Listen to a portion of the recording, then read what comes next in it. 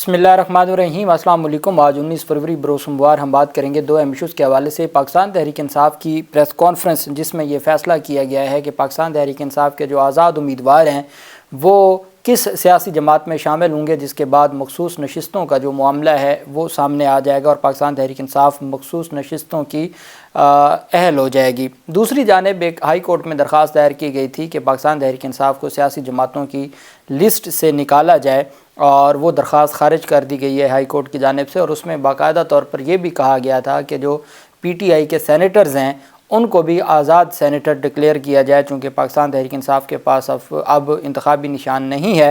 इंतखाबी निशान ना होने की वजह से अब पाकिस्तान तहरीक इंसाफ को जो आज़ाद जो सेनेटर्स हैं उनको आज़ाद कंसीडर किया जाए या आज़ाद करार दिया जाए। वो दरख्वास्त अदालत ने खारिज की है, उसकी तफसील भी मैं आपके साथ शेयर करूँगा। और पाकिस्तान तहरीक इंसाफ के रहनुमाओं के ख़िलाफ़ जो मुकदमात के अंदराज का मामला है इस्लामाबाद में, उसके ऊपर भी हम बात करेंगे।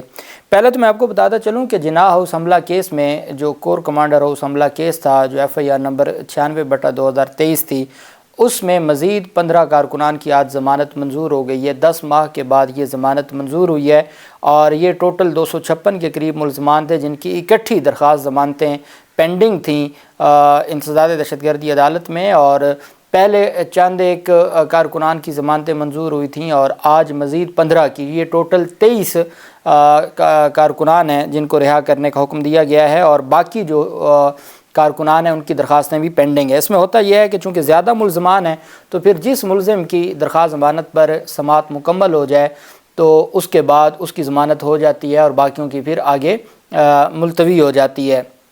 तो इकट्ठी दरख्वास्त ज़मानतें थीं तो अदालत हर तारीख़ पर इस तरीके से इन दरख्वास्तों को डिसाइड कर रही है और अब टोटल 23 कारकुनान हैं जिनको ज़मानत पर रिहा करने का हुक्म दिया गया है। जबकि सनम जावेद के खावंद को लाहौर हाई कोर्ट के 2 रुकनी बेंच ने जिन्ना हाउस हमला केस में ही सनम जावेद के खावंद को उनकी ज़मानत मंजूर की है। Division bench Lahore high court का 2 रुकनी बेंच था जस्टिस आलिया नीलम साहिबा की सरबराही में, और उन्होंने सनम जावेद के खावंद को रिहा करने का हुक्म दिया। इसी तरीके से पाकिस्तान तहरीक इंसाफ के उम्मीदवार थे मियाँ शहजाद फ़ारूक, जो मरीम नवाज़ के मुकाबले में इंतखाबात में जिन्होंने हिस्सा लिया था। ये मियाँ इबाद फ़ारूक जो पाकिस्तान तहरीक इंसाफ के वो कारकुन और रहनुमा और वो भी उम्मीदवार थे जो इस वक्त आर्मी की कस्टडी में हैं, उनके भाई की दरख्वास्त ज़मानत पर समाअत हुई। जब ये सारा मामला हुआ फॉर्म 45 का और पाकिस्तान तहरीक इंसाफ ने एहतजाज शुरू किया रिटर्निंग अफसरान के दफातर के बाहर, तो उस वक्त मियाँ शहजाद फ़ारूक को गिरफ़्तार किया गया था। तो उनकी ज़मानत भी आज इंसदाद दहशतगर्दी अदालत ने मंजूर कर ली है। दूसरी जानिब जलाओ घराओ मुकदमात में जो मुख्तलिफ़ मुकदमात हैं जिन पर अब चालान जमा हो चुका है और चालान जमा होने के बाद फ़र्द जुर्म आयद होना शुरू हो गई है।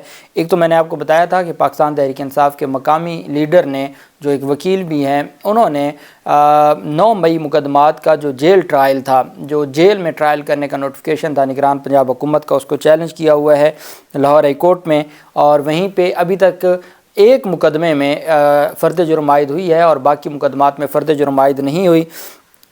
आज पाकिस्तान तहरीक इंसाफ के रहनुमाओं डॉक्टर यास्मीन राशिद, मियाँ महमूद रशीद, एजाज चौधरी और उमर सरफराज चीमा पर आइंदा समाअत पर फ़र्द जुर्म आयद करने का अदालत ने कहा है। ये एक केस था शेर पाओ पुल पर इश्तियाल अंगेज़ तकरीर करने का केस था, दहशतगर्दी का मुकदमा था, जलाओ घराओ का मुकदमा था और गुलबर्ग में पुलिस की गाड़ियाँ जलाने का भी मुकदमा था। 2 मुकदमात पर समाअत हुई और PTI रहनुमाओं को अदालत में पेश किया गया। अदालत ने दोनों मुकदमात में आइंदा समाअत पर फ़र्द जुर्म आयद करने का हुक्म दिया है। 2 मार्च को अदालत इन 2 मुकदमात में फ़र्द जुर्म आयद करेगी। इंसदाद दहशतगर्दी अदालत ने जलाओ घराओ और इश्तियाल अंगेज़ तकारीर केस में तमाम मुल्ज़मान में चालान की कापियाँ तकसीम करने का भी हुक्म दिया। और कापियाँ तकसीम होने के बाद चूँकि 1 हफ़्ते का टाइम ज़रूरी होता है फ़र्द जुर्म आयद होने के लिए, तो अब 2 मार्च के लिए अदालत ने इन तमाम केसेस को समाअत के लिए मुकर्रर किया है और फ़र्द जुर्म आयद होगी इन दोनों मुकदमात में।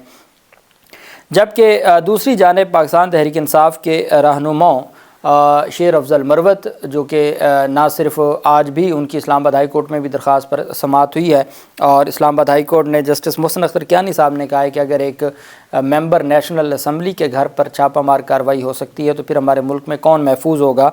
तो उनके ख़िलाफ़ जो उन्होंने हफ्ते वाले दिन एहतजाज किया था इस्लामाबाद में, तो सीनियर एडवोकेट शुएब शाहीन, अली बुखारी, اور عامر مسعود مغل اور شیر افضل مروت کے خلاف یہ پی ٹی آئی رہنماؤں اور ریلی میں شریک 1500 کارکنان کے خلاف مقدمہ درج کیا گیا ہے۔ تھانہ کوہسار میں مجموعی طور پر 6 دفعات کے تحت یہ مقدمہ درج ہوا ہے۔ مقدمے میں دفعہ 144 کی خلاف ورزی اور باوردی ملازمین پولیس ملازمین کے ساتھ مزاحمت کی دفعات بھی شامل ہیں۔ ایف آئی آر میں کہا گیا ہے کہ ریلی کے شرکاء نے انتظامیہ کے روکنے کے باوجود ریلی نکالی، پریس کلب پہنچے، نعرے بازی کرتے رہے، دونوں طرف سے ٹریفک بلاک کر دی گئی جس کے سبب عوام الناس کو تکلیف ہوئی۔ اور 8 فروری کا یہ جو کیس تھا اس میں یہ فیصلہ کیا گیا تھا کہ 8 فروری کے کیس میں جو مزید پاکستان تحریک انصاف نے 17 فروری کو اسلام آباد میں ریلیاں نکالی تھیں اس بنیاد پر یہ مقدمہ درج ہوا۔ اس میں دہشت گردی کی دفعات تو شامل نہیں کی گئیں لیکن کار سرکار میں مداخلت اور دفعہ 144 کی جو خلاف ورزی ہے اس بنیاد پر یہ مقدمات درج ہوئے ہیں اور الٹیمیٹ ان مقدمات میں بھی ضمانت ہو جائے گی۔ پاکستان تحریک انصاف کی قیادت کی جانب سے پہلے میں آپ کو بتاتا چلوں کہ سلمان اکرم راجہ صاحب کی درخواست پر سماعت ہوئی الیکشن کمیشن آف پاکستان میں۔ NA 128 کا ان کا حلقہ ہے سلمان اکرم راجہ صاحب کا۔ پاکستان تحریک انصاف نے بیسیکلی اون چودھری کی جو کامیابی تھی اس کو چیلنج کیا تھا۔ پہلے معاملہ لاہور ہائی کورٹ میں گیا، پھر جو کیس ہے وہ اسلام آباد ہائی کورٹ میں گیا اور اب الیکشن کمیشن آف پاکستان میں پینڈنگ ہے۔ تو الیکشن کمیشن آف پاکستان میں اور یہ وہ کیس ہے جس میں کامیابی کا نوٹیفیکیشن واپس لے لیا گیا ہے۔ پاکستان تحریک انصاف کو اس وقت تک 4 حلقوں پر سٹے آرڈر مل چکا ہے۔ 3 نیشنل اسمبلی کے اسلام آباد کے حلقے ہیں اور چوتھا لاہور کا یہ NA 128 ہے۔ یہاں پر سلمان اکرم راجہ صاحب کی درخواست پر سٹے آرڈر ملا تھا اور نوٹیفیکیشن واپس لے لیا گیا تھا۔ اون چودھری کا ممبر بلوچستان شاہ محمد جتوئی اور ممبر خیبر پختونخوا جسٹس ریٹائرڈ اکرام اللہ خان کی سربراہی میں 2 رکنی بینچ نے NA 128 انتخابی جو اعتراضات تھے اس کیس کی سماعت کی۔ سلمان اکرم راجہ صاحب خود الیکشن کمیشن میں پیش ہوئے۔ سلمان اکرم راجہ صاحب نے موقف اپنایا کہ فارم 45، 47 اور 48 کی چھان بین کی جائے۔ ہائی کورٹ نے حکم دیا تھا امیدواروں کی موجودگی میں فارم 47 تیار کیا جائے۔ ہائی کورٹ کے حکم کے باوجود مجھے نہیں بلایا گیا اور فارم تیار کر لیا گیا۔ آزاد امیدواروں نے کمیشن ممبران سے مکالمہ کرتے ہوئے کہا کہ آپ اصلی فارم 45 منگوا لیں تو سب کچھ سامنے آ جائے گا۔ تو اس پر ریٹرننگ افسران کو نوٹس جاری کیا گیا ہے۔ الیکشن کمیشن نے NA 128 کے ریٹرننگ افسر سے ریکارڈ طلب کرتے ہوئے، اب ریکارڈ سے مراد یہ ہے فارم 45، فارم 47 اور جو بھی اس وقت موجود تھے، کس کس کی حاضری وہاں پر ہوئی، کون سے پولنگ ایجنٹس وہاں پر موجود تھے، تو تمام تر تفصیلات سلمان اکرم راجہ صاحب کی درخواست پر تمام کا تمام ریکارڈ طلب کر لیا گیا ہے اور الیکشن کمیشن نے NA 128 کے ریٹرننگ افسر سے تمام ریکارڈ طلب کرتے ہوئے کیس کی سماعت پرسوں 21 فروری کے لیے ملتوی کی ہے۔ اب پرسوں اس کے اوپر امید ہے کہ اسلام آباد الیکشن کمیشن اس کے اوپر فیصلہ بھی سنا دے گا اور پھر اس کے بعد یہ معاملہ جائے گا۔ اگر الیکشن کمیشن سلمان اکرم راجہ کی درخواست خارج کر دیتا ہے، سلمان اکرم راجہ صاحب جائیں گے ٹرائیبونل میں، اور اگر اون چودھری کے خلاف فیصلہ آتا ہے تو پھر اون چودھری بھی ٹرائیبونل میں جا کے اس کو چیلنج کریں گے۔ پاکستان تحریک انصاف کے لیے سب سے بڑا مسئلہ تھا چونکہ بلے کے نشان کے بغیر پاکستان تحریک انصاف کے امیدوار آزاد تھے اور سلمان اکرم راجہ صاحب نے ہی درخواست دائر کی تھی کہ پی ٹی آئی کے امیدواروں کو آزاد نہ کہا جائے بلکہ وہ پی ٹی آئی کے ہی امیدوار ہیں، لیکن وہ معاملہ پہلے ہائی کورٹ میں گیا، پھر الیکشن کمیشن میں گیا، اب سپریم کورٹ آف پاکستان میں پینڈنگ ہے اور وہ آج تک سماعت کے لیے مقرر نہیں کیا گیا۔ اب پاکستان تحریک انصاف کے پاس چونکہ جن آزاد امیدواروں کی کامیابی کے نوٹیفیکیشن جاری ہو چکے ہیں ان کے پاس صرف 3 دن ہوتے ہیں، 72 گھنٹے ہوتے ہیں۔ اگر وہ کسی پارٹی میں شامل ہونا چاہیں تو وہ 3 دنوں میں ہو سکتے ہیں، اس کے بعد نہیں ہو سکتے، پھر وہ آزاد ہی رہیں گے۔ اب پاکستان تحریک انصاف بطور آزاد تو حکومت بھی بنا سکتی تھی یا پوزیشن میں بھی بیٹھ سکتے ہیں، لیکن جو مخصوص نشستیں ہیں وہ پاکستان تحریک انصاف اس سے محروم ہو جاتی۔ مخصوص نشستوں کا جہاں ان کو صوبائی اسمبلیوں میں اور قومی اسمبلی میں ان کے لیے ایک نقصان ہوتا، بلکہ سینٹ کا جو انتخاب ہے اس میں صوبائی نشستوں کی جو مخصوص نشستوں کی وجہ سے پاکستان تحریک انصاف کو بڑا نقصان اٹھانا پڑتا۔ اس وجہ سے چونکہ خبریں یہ بھی آ رہی تھیں کہ پی ٹی آئی پی جو پرویز خٹک نے رجسٹری کروائی تھی پاکستان تحریک انصاف وہ حاصل کرنے جا رہی ہے، لیکن چونکہ بہت زیادہ اس کے اوپر پی ٹی آئی کے اپنے لوگوں کا اعتراض تھا اور جو سنی اتحاد کونسل ہے اس کے سربراہ صاحبزادہ حامد رضا صاحب وہ پہلے دن سے عمران خان کے ساتھ کھڑے تھے اور پھر 9 مئی کے بعد بھی وہ پاکستان تحریک انصاف کے ساتھ کھڑے رہے۔ اور جو مجلس وحدت المسلمین میں جو تھے وہ بھی پاکستان تحریک انصاف کے ساتھ کھڑے تھے، تو پھر باہمی مشاورت سے تینوں جماعتوں نے فیصلہ کیا کہ سنی اتحاد کونسل میں پاکستان تحریک انصاف کے تمام جو آزاد امیدوار ہیں، خیبر پختونخوا میں بھی، پنجاب میں بھی اور وفاق میں بھی، تمام کے تمام وہ شامل ہوں گے۔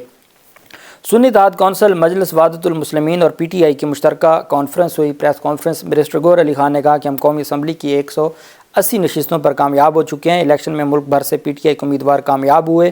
ہمارے تمام امیدواروں کے کاغذات نامزدگی میں پی ٹی آئی لکھا تھا۔ ہمارے امیدواروں کو پی ٹی آئی کا حمایت یافتہ کہا جاتا ہے۔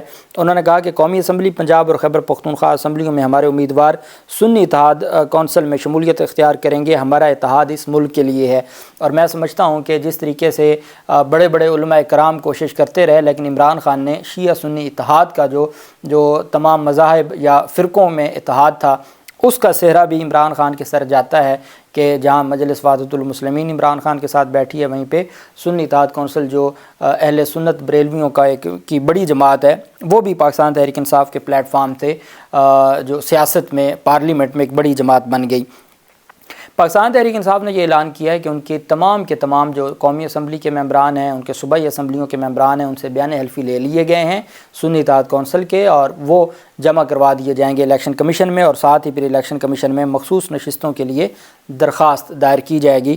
تو اب اس پہ دیکھتے ہیں کہ الیکشن کمیشن اتنی آسانی سے تو مخصوص نشستیں نہیں دے گا، اور یہ معاملات ہو سکتا ہے پھر عدالتوں میں جائیں، لیکن پاکستان تحریک انصاف اپنے لوگوں کو سیکیور کرنے کے لیے ضروری تھا کہ آزاد امیدواروں کو جلد از جلد کسی پلیٹ فارم پہ لایا جائے، تاکہ جو خریداریاں کرنے کے لیے بیٹھے ہیں، چونکہ اس وقت بھی پاکستان تحریک انصاف کے 9 ممبران صوبائی اسمبلی جو پی ٹی آئی کی حمایت یافتہ تھے، وہ مسلم لیگ نون کا حصہ بن چکے ہیں۔ تو بجائے اس کے کہ جو وہ خرید و فروخت کا جو مسلم لیگ نون کی جانب سے یا پاکستان پیپلز پارٹی کی جانب سے جو آزاد امیدواروں کی خرید و فروخت کی منڈیاں لگی تھیں، اس میں ان کا وہ جا کے اپنا حصہ ڈالتے، تو یہ پلیٹ فارم سے فائدہ یہ ہوا ہے کہ پاکستان تحریک انصاف کے یہ لوگ محفوظ ہو جائیں گے۔ لاہور ہائی کورٹ میں ایک درخواست دائر کی گئی تھی، اور یہ درخواست گزار آفاق احمد ایڈوکیٹ صاحب یہ درخواستیں دیتے رہتے ہیں پاکستان تحریک انصاف کے خلاف۔ یہ وہ درخواست گزار ہیں جنہوں نے پہلے بھی ایک دفعہ آرگومنٹس کرتے ہوئے مریم نواز کی نااہلی کی درخواست پر آفاق ایڈوکیٹ خود ہی پیش ہو گئے تھے، اور انہوں نے کہا تھا کہ میں اپنی لیڈر مریم نواز کا دیوانہ ہوں، اور میں ہر صورت مریم نواز کا دفاع کروں گا۔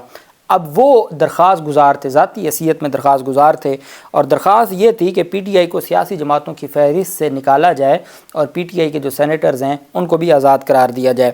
جسٹس علی باقر نجفی صاحب نے پی ٹی آئی کو سیاسی جماعتوں کی فہرست سے نکالنے کی درخواست پر سماعت کی۔ درخواست گزار آفاق احمد ایڈوکیٹ نے election commission secretary election commission کو فریق بناتے ہوئے موقف اپنایا کہ P T I intra party انتخابات کو الیکشن کمیشن غیر قانونی قرار دے چکا ہے، انتخابی نشان بھی واپس لے لیا گیا ہے، اس وقت پارٹی کا کوئی عہدیدار موجود نہیں ہے، اور الیکشن کمیشن میں پی ٹی آئی نامی کوئی پارٹی وجود ہی نہیں ہے، لہٰذا عدالت الیکشن کمیشن کو پی ٹی آئی کو سیاسی جماعتوں کی فہرست سے نکالنے اور اس کے منتخب سینیٹرز کو آزاد سینیٹرز قرار دینے کا حکم دے، جس کو جسٹس علی باقر نجفی صاحب نے ابتدائی طور پر ہی ناقابل سماعت قرار دیتے ہوئے خارج کر دیا، کیونکہ پاکستان مسلم لیگ نون کو یہ لگتا ہے کہ جب نواز شریف نااہل ہوئے تھے تو اس نااہلی کے بعد تمام کے تمام جو سینیٹرز تھے وہ آزاد سینیٹرز قرار دے دیے گئے تھے، تو چونکہ اب پاکستان تحریک انصاف کے پاس نشان نہیں ہے، چونکہ نشان نہیں ہے اس وجہ سے تمام کے تمام جو پاکستان تحریک انصاف کے سینیٹرز ہیں وہ آزاد ہو جائیں، لیکن چونکہ یہ درخواست ایک ایسی دائر ہوئی ہے جو درخواست جو دائر نہیں ہونی چاہیے تھی، اور الٹیمیٹ اگر پاکستان مسلم لیگ نون نے بطور جماعت اس کو لے کے آنا ہے تو وہ کوئی تگڑے طریقے سے درخواست دائر کرتے، لیکن الٹیمیٹ یہ درخواست جیسی تھی ویسے ہی لاہور ہائی کورٹ نے اس کو ناقابل سماعت قرار دیتے ہوئے خارج کر دیا ہے۔ اللہ پاک پاکستان کا حامی و ناصر ہو۔ بہت شکریہ۔ اللہ حافظ۔ پاکستان زندہ باد۔